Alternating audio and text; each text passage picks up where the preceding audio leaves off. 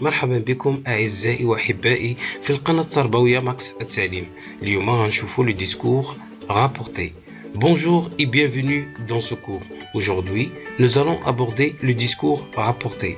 Nous allons également apprendre comment distinguer le discours direct du discours indirect et comment rapporter un discours. Alors ما تنساوش تشتركوا معنا في القناة ديالنا وتفعلوا الجرس وشكرا. Le discours peut être rapporté mot à mot. C'est le discours direct. Ce type de discours consiste également à rapporter les paroles de quelqu'un sans les modifier. Je vous donne un exemple. Il dit « Je révise mes leçons ». Alors ce qu'on a fait ici, c'est qu'on a rapporté les paroles de cette personne telles qu'elles sont. Ça veut dire sans les modifier.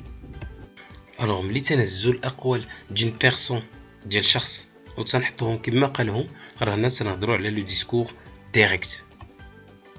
Le discours direct est introduit par des verbes de parole, ou bien ce qu'on appelle les verbes introducteurs. Exemple, dire, affirmer, se tenir, placer soit devant le discours rapporté, soit à l'intérieur ou à la fin, sous la forme d'une proposition incise entraînant l'inversion du sujet. Le discours direct se caractérise également par la présence de la ponctuation, des deux points et les guillemets.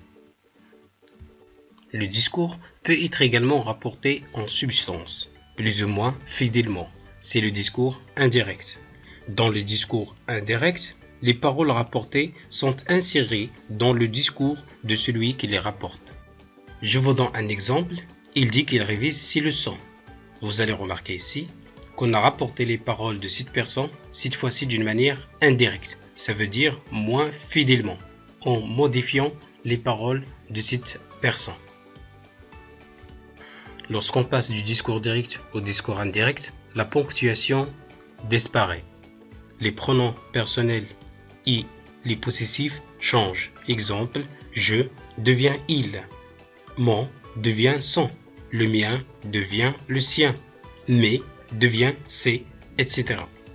Quand le verbe introducteur est au passé, plusieurs éléments changent. Les temps verbaux, les indicateurs de temps, les indicateurs de lieu, etc.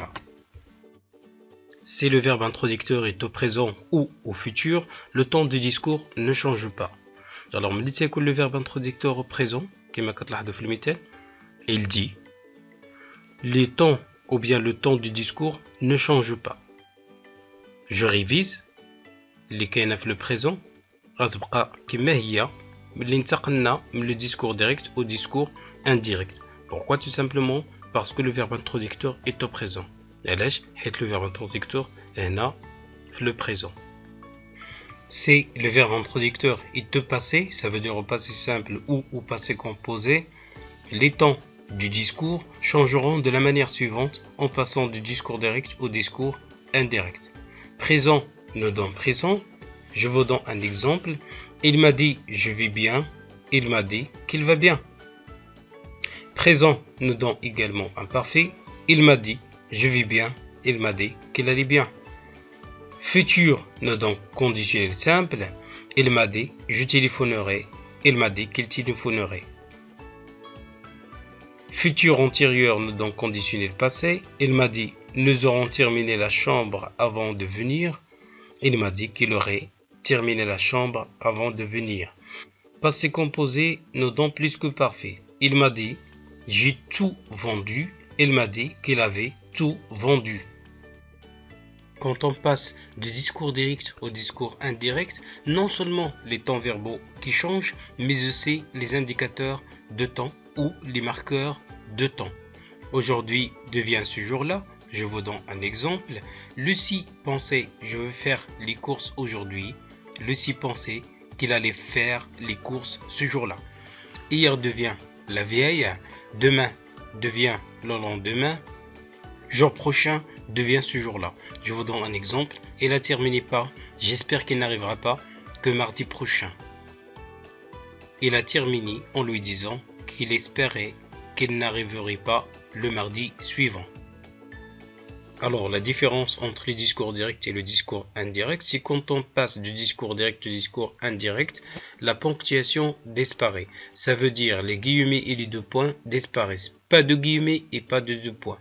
Deuxième élément, c'est que le discours indirect est introduit souvent par un verbe et par la conjonction que.